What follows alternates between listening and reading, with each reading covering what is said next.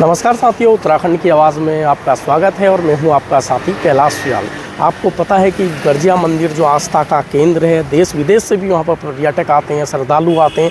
और 2010 में आई बाढ़ के बाद उसके टीले में दरारें आ गई थी। तब से सिंचाई विभाग द्वारा उसका सर्वे करवाया गया, कई टीमें वहां पर आई, उसके बाद उसके मरम्मत का कार्य किया जा रहा है। मेरे साथ आज मौजूद हैं जो चीफ हैं सिंचाई विभाग के। सर, स्वागत है उत्तराखंड की आवाज़ में आपका। आज आपके द्वारा निरीक्षण भी किया गया है मौके पे, किस तरीके से कार्य चल रहा है और कैसे दिशा निर्देश आपके द्वारा दिए गए हैं? देखिए, प्रथम चरण में जो कार्य था ये 2 वर्ष पहले ही इसमें कर लिया गया था और इसमें जो मुख्य टीले की सुरक्षा का कार्य शॉर्ट ट्रीट से कर दिया गया था, जिसमें चेन लिंक लगा था और शॉर्ट ट्रीट किया गया था और वो सफलतापूर्वक कार्य कर रहा है।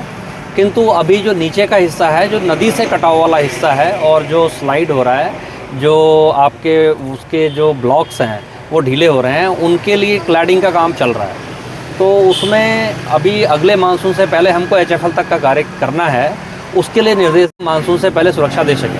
अच्छा, उसके बाद भी इसमें कार्य होना है? बिल्कुल, के बाद मानसून के उपरांत भी कार्य होगा और जो बचा कार्य है ऊपर का वो पूरा कर लिया जाएगा बरसात के उपरांत। अच्छा, अभी नदी के अंदर का जो कार्य है उसको मानसून तक करने की हमारी प्लानिंग है।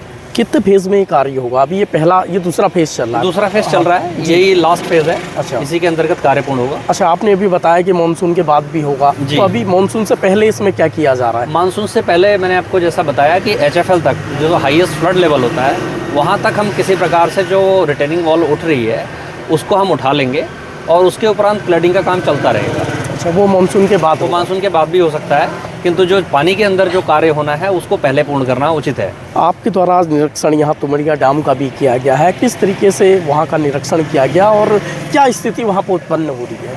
तुमड़िया डैम से हमारे उत्तर प्रदेश को भी जल की सप्लाई होती है और काशीपुर के आसपास के क्षेत्र में भी सप्लाई होती है। तो इससे मुख्यतः सिंचाई के लिए पानी दिया जाता है। ये काफ़ी पुराना डैम बना हुआ है, इसमें समय समय पर रिपेयर इत्यादि के कार्य होते हैं।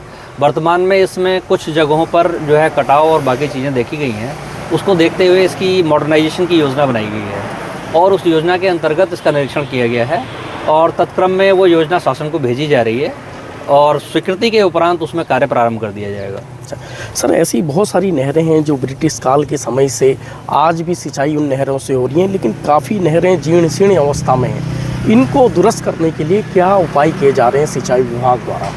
देखिए, इस मामले में सिंचाई विभाग सजग है और ये जो राज्य है यहाँ पर आपदाएं आती रहती हैं। मानसून में जो भी क्षति होती है उसका निराकरण किया जाता है और वर्तमान में ही आप देख रहे होंगे अभी रामनगर क्षेत्र में भी काफ़ी काम आपदा के अंतर्गत हो रहा है और जो नहरें हैं जीर्ण शीर्ण की अवस्था की जो थी उनको रिपेयर कर दिया गया है। लगभग 70% कार्य उसमें हो चुका है और जो भी पैसा धनावंटन जिला आपदा प्रबंधन से होता है उसका हम उपयोग करते हुए इनकी जीर्ण शीर्ण अवस्था को ठीक करते हैं। अच्छा, और उसमें काम हो रहा है, अभी भी चल रहा है। सर, कुछ हेरिटेज है हमारी पुरानी ब्रिटिश काल की, जैसे रामनगर की बात करें तो एक कोसी लट्ठा है और जो 100 साल पूरे कर चुका है, 2 दिन पूर्व उसे 100 साल पूरे हो गए। तो स्थानीय लोगों का एक मांग है कि आज भी जिसने रामनगर को बचाया, सिंचाई का काम भी वो लट्ठा करता था, कोसी लट्ठा, कोसी बैराज के सामने वो बना हुआ है और अंग्रेज़ों के समय का वो बना हुआ, उसको हेरिटेज घोषित कर दिया जाए। तो इसको लेकर सर क्या कुछ होता है, लॉज होते हैं कुछ ऐसे? देखिए, अभी इस संबंध में आपके द्वारा ही बिंदु उठाया गया है और ऐसा कोई बिंदु जब भी आएगा तो उसमें नियमानुसार कार्रवाई की जाएगी। अच्छा सर, स्थानीय लोगों से कुछ कहना चाहते हैं जो सिंचाई विभाग से जुड़े हुए काश्तकार हैं, कुछ हमारे लोग हैं, दर्शक हैं जो लगातार इस मांग को उठाते हैं जो मैंने अभी आपके सामने रखी, जीर्ण शीर्ण अवस्था वाली, अगर ऐसी स्थिति आती है तो कहाँ वो लोग जाएँ, किससे वो कहें? वो सबसे पहले तो अधिशासी अभियंता हैं, उनके पास अपनी जो कंप्लेंट है वो दर्ज कराएँ और उसके बाद भी यदि समस्या का निदान नहीं होता है तो मुख्य अभियंता कार्यालय हल्द्वानी में है, वहाँ भी दे सकते हैं। अधीक्षण अभियंता भी वहीं बैठते हैं, वहाँ आप दे सकते हैं। तो सर हमारे साथ थे और सर ने बिल्कुल बढ़िया तरीके से सारी चीज़ें बताई।